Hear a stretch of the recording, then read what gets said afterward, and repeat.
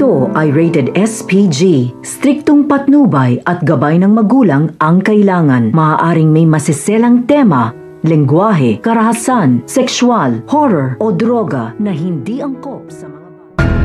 Welcome back mga Rapisu Plus at narito mga dapat nating abangan dito nga lang sa FPJ's Batang Quiapo kung saan hindi pa rin nga nagugustuhan nga nito ni Celso ang ginagawa nga nitong pagpapaasa nito ni Marcelo kina Tanggol at naaawa nga siya sa mga ito dahil hindi nga niya masabi ang katotohanan pagkatao nga nito ni Marcelo kila Tanggol.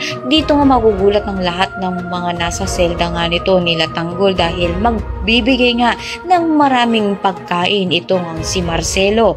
Itinanong nga nito ng mga kasamahan nga nila kung saan galing ang pagkain kundi nga dito nga kay Marcelo. Babos at sinabi nga nito ni Tanggol na kapag labas nga rin niya ay sisiguraduhin nga niya na hahanapin niya pa rin nga si Babos sa labas nga ng Espinas dahil na nga rin ay hindi nga niya nagugustuhan ang pag-uugali nga nito ni Marcelo sa loob ng kulungan.